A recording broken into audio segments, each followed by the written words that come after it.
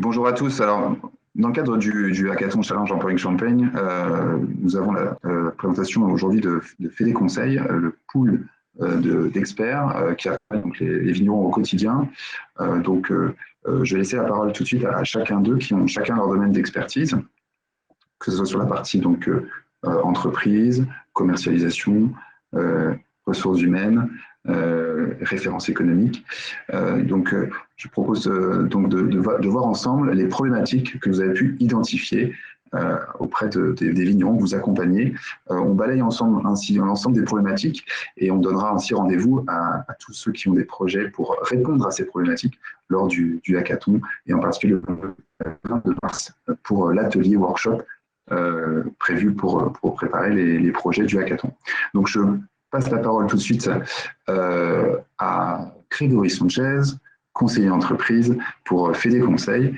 Donc Grégory, est-ce que tu peux citer les problématiques que tu as pu rencontrer auprès de tes vignerons sur sa partie, vraiment expertise conseil entreprise? Moi, j'identifie en fait trois enjeux actuellement qui sont importants. Faut savoir que 40% des agriculteurs marnais en fait ont plus de 55 ans. Donc en fait, on aura un fort enjeu au niveau des arrêts d'activité, que ce soit dans le cadre familial ou hors cadre familial. Donc la reprise du capital d'exploitation. Et puis favoriser au maximum la transmission quand on a une reprise dans un cadre familial. Voilà, il y a un deuxième enjeu qui est important aussi et qui est un petit peu en lien avec ce premier enjeu, qui est l'enjeu du foncier. Tout à l'heure, je parlais capital d'exploitation, je pensais au stock, au bâtiment, au matériel, etc. Là, le foncier, parce que c'est pareil, lors d'un arrêt d'activité, souvent, c'est un élément déclencheur de vente du foncier par les bailleurs. Et donc, je me dis, voilà, aujourd'hui, les jeunes, les repreneurs qui s'installent et qui ont affaire qui doivent reprendre le capital d'exploitation et parfois acquérir le foncier en même temps, et c'est un véritable enjeu et il faut qu'on soit assez innovant là-dessus. Comme le troisième enjeu que je détecte également, qui est la résilience des exploitations. En fait, c'est un véritable enjeu et je crois que c'est plus que jamais actuellement.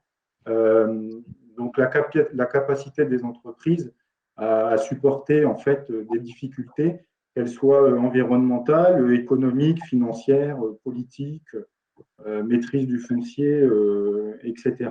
Alors nous, on travaille, fait des conseils sur ces questions-là. On a des outils qui permettent éventuellement de répondre à ces problématiques-là, mais je pense que les choses vont s'accentuer dans les années à venir. Et notre véritable enjeu, c'est qu'il va falloir être un petit peu imaginatif et travailler avec tout le monde pour proposer des solutions nouvelles. Très bien, merci Grégory. Olivier, en complément, partie technique également. J'ai vu que tu travailles aussi en lien avec d'autres partenaires du monde viticole sur la partie technique. Est-ce que tu as identifié des problématiques particulières sur ce volet technique justement pour les vignerons à l'avenir? Pour rebondir sur ce que disait Grégory, quand il parlait de résilience, effectivement, les attentes sociétales, la réglementation, les aspects environnementaux prennent de plus en plus de poids dans les gestions des exploitations. Souvent, ça nécessite de nouvelles compétences à acquérir, ça nécessite des équipements à acquérir, ça nécessite aussi des moyens humains à mettre en face au niveau des exploitations. Et si on parle ne serait-ce que mécanisation, pour un viticulteur, la mécanisation, elle représentait jusqu'à aujourd'hui entre 10 et 15% de ses charges. Si demain, on apporte plus de technicité au niveau de la conduite de la vigne, ça va nécessiter des investissements qu'il va falloir bien raisonner, saturer dans leur utilisation, qui vont nécessiter de la compétence pour leur usage. Et donc, je pense qu'un bon nombre d'exploitants n'ont pas forcément la surface d'exploitation ou la dimension qui permet de saturer ou d'optimiser l'usage de ces équipements-là.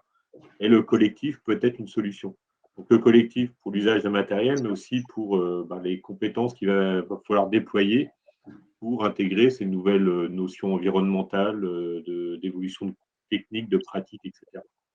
Donc, voilà, il y a des outils collectifs à déployer, à développer, à créer. Donc, je pense que déjà dans l'existant, il y a des choses à faire. Après, c'est surtout sur l'aspect collaboratif de ces dirigeants-là où il va falloir être créatif pour qu'ils puissent collaborer et être efficaces dans leur montée en compétences sur ces sujets. Oui. Dans les usages, les vignerons vont être obligés de changer peut-être d'approche de leur réflexion de leur parc matériel et dans leur pratique, comment ils optimisent les coûts pour réduire Voilà. les charges. Il y a l'optimisation des coûts en optimisant l'usage de matériel.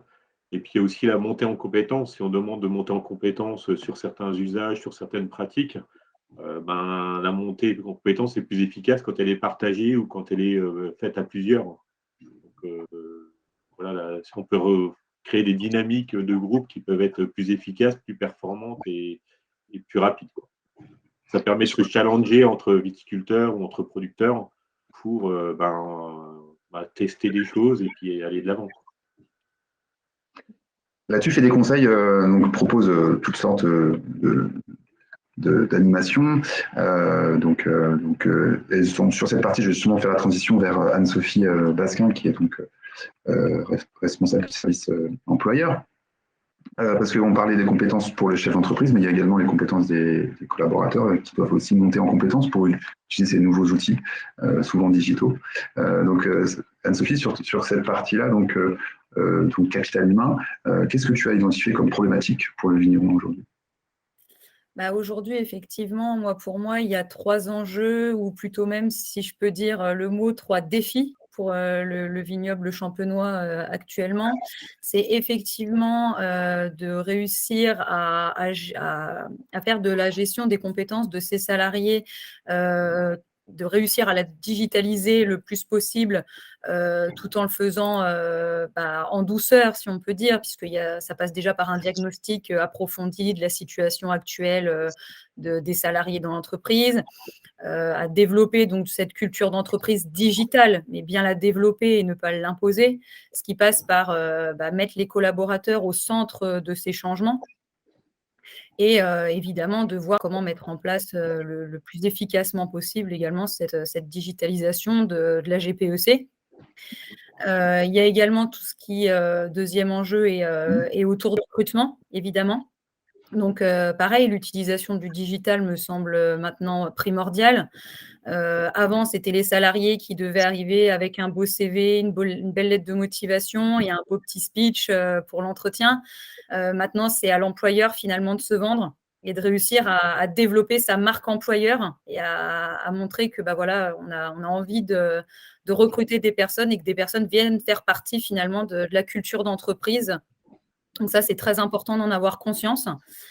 Et enfin, pour finir, la moins finalement d'actualité, puisque finalement, en droit du travail, c'est toujours une réalité, c'est d'être à jour de ses obligations en tant qu'employeur, parce que les obligations, elles sont en évolution constante. Et donc, c'est s'adapter continuellement à ces nouvelles obligations, notamment réglementaires, et être bien à jour par rapport à tout ça. Donc, effectivement, moi, c'est des constats que j'ai relevés il y a déjà un certain nombre de mois. Et avec FDSEA Conseil, on développe justement un nouvel accompagnement conseil pour les employeurs. C'est tout nouveau et on espère justement pouvoir aider au maximum les employeurs à ce niveau-là pour répondre à ces enjeux et défis. Oui, c'est ça, c'est un peu comme ce que évoqué tout à l'heure, Olivier, c'est le fait d'avoir une approche collective de réflexion et puis d'accompagnement avec des confrères, des homologues, et ensemble réfléchir aux problématiques qu'on peut rencontrer. On est moins isolé dans son exploitation tout seul face parfois à des collaborateurs avec lesquels on ne trouve pas forcément la solution comme ça tout seul, quoi. Très bien. Et donc, je passe la parole à Éléonore Renaud, qui est donc qui conseille la partie aide à la commercialisation pour les vignerons et qui est également en charge de la partie Viti Business. Donc, sur cette partie-là, donc c'est vraiment en ce moment d'actualité, c'est après une année exceptionnelle, on a quand même, on le sait, des défis sur le long terme, puisque par exemple, le marché change, le contexte change énormément. Est-ce que tu peux nous dire un petit peu quels sont je vais reprendre le terme, le défi du vignoble pour les vignerons sur la partie commercialisation? C'est vrai que la crise sanitaire, elle a en fait accentué des tendances qu'on voyait déjà auparavant. malgré une très bonne année 2020, hein, on sait qu'aujourd'hui, l'export a vraiment pris le pas sur le marché français. L'export a très très bien marché en 2021. Pour autant, on sait que les vignerons sont encore assez peu présents sur ce circuit de distribution. Donc pour les vignerons, c'est un véritable enjeu, c'est se tourner vers l'export. Donc on peut imaginer, hein, comme le disait Olivier ou Anne-Sophie, hein, mettre en avant le collectif. Pourquoi pas imaginer des solutions pour mutualiser soit des moyens humains, en tout cas mutualiser des compétences pour être plus fort, pour être un groupe de vignerons pour aller démarcher des importateurs. Premier défi. Premier défi. De l'autre côté, on a quand même des difficultés, hein, c'est vrai, sur le marché français.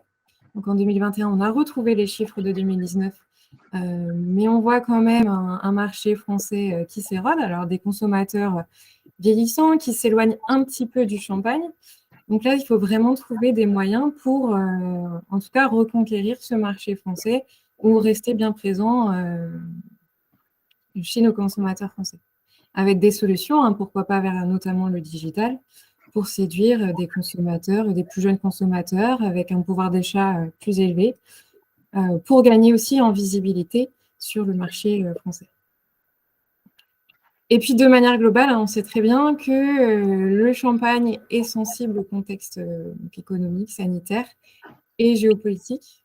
Donc c'est vrai là avec des incertitudes qui pèsent sur le marché, avec notamment les conséquences de la guerre en Ukraine.